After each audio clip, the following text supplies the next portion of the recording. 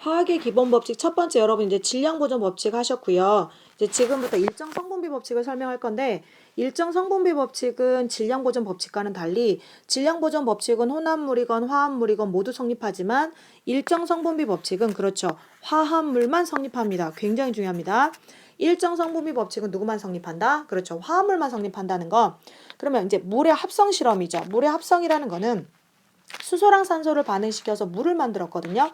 그런데 이때 무작정 결합하는 게 아니라 질량 B가 수소가 1일 때는 산소가 8이고요. 생성된 물은 9였다는 거죠. 이게 지금 이제 질량 보존 법칙인데, 아니 질량 보존 법칙과 일정 성분비 법칙을 동시에 알 수 있는 법칙인데요. 지금 1대 8대 9 이제 이쪽에 적어 볼게요. 수소가 1일 때 산소가 8이고 그 다음에 물이 지금 9g이 만들어졌거든요. 그러면 우리가 수소가 저는 화학 반응식으로 써볼게요. EH2 더하기 O2는 EH2 이렇게 이제 물이 생성되는 반응인데 만약에 내가 수소를 2g을 반응을 시키면 그렇죠. 산소는 몇 g이 있어야 되냐면 16g이 있어야 되고 그때 우리가 예상되는 물은 얼마가 만들어지냐면 그렇죠. 18g이 만들어지죠.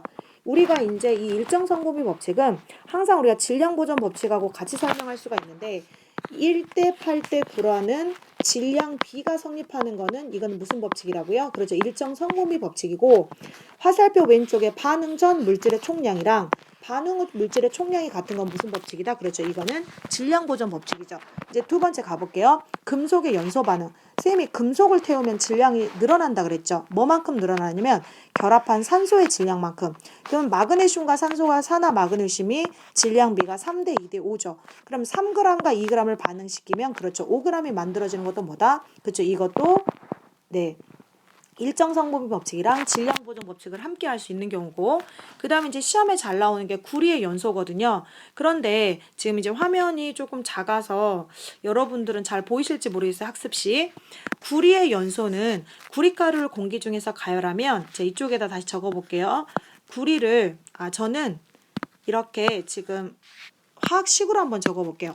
구리는 CU죠 얘들아. 그래서 구리를 갖다가 선생님이 누구랑 결합을 시켰냐면 산소, 즉 가열했다는 거죠. 구리를 연소시켰더니 이제 뭐가 만들어지냐면 산화구리2가 만들어져요. 이렇게. 그런데 선생님이 구리를 만약에 내가 이거를 갖다가 얼마를 할까요? 네, 얘를 갖다가 구리를 8g을 가열을 했다. 그러면은 우리가 산화구리가 얼마가 만들어지냐면 10g이 만들어졌어요. 그럼 이제 여러분이 산소 얼마 결합했지? 어려운 거 아니죠. 질량 보존 법칙이니까 산소가 2g이 반응한 거죠. 그럼 이거를 이렇게 우리가 이렇게 비율을 따져봤더니 4대 그쵸? 1대 5가 됐죠. 이렇게 일정한 질량 B로 결합한다. 이게 무슨 법칙이라고요? 이렇게 질량 B로 결합하는 거는 일정 성분비 법칙이고 여기에서처럼 반응 전이랑 반응 후의 총질량이 같은 건 뭐라고요? 그렇죠. 이거는 질량 보존 법칙이죠. 그럼 이제 보통 그래프로 질량비를 외울 필요는 없어요. 여러분이 이거를 질량비를 먼저 구하게끔 힌트를 주거든요. 근데 외우면 편하긴 해요. 이제 그래프로 나오기도 하는데 여기 그래프를 잠깐 봤더니 지금 구리가 4g이죠.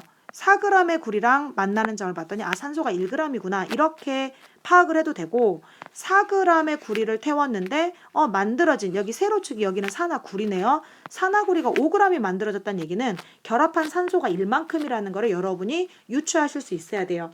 그리고 이제 질량비가 지금 여기에 나온 것처럼 물하고요. 그 다음에 마그네슘하고요. 구리의 연소 있죠. 이렇게 3개. 3개 정도는 좀 외워놔도 괜찮고요. 학교 교과서에 이게 또 종종 잘 나와요. 여러분들이 탄소랑 소자입니다.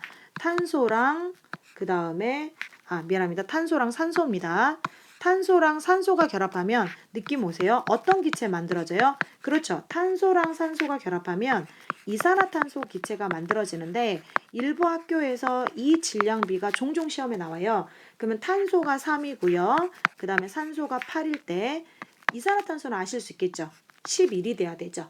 그죠? 그러면 만약에 선생님이 탄소가 6g이 있어요. 그러면 이산화탄소 만들려면 산소는 몇 g 있어야 되는 거예요? 그죠? 3이 6이니까 얘는 16g이 있어야 되는 거고 그러면 이렇게 반응했더니 몇 g이 만들어지냐면 그렇죠. 22g의 이산화탄소가 만들어지겠죠. 3대 8대 11을 이렇게 무슨 비로 결합한다? 질량비로 결합하는 게 일정 성분비 법칙입니다.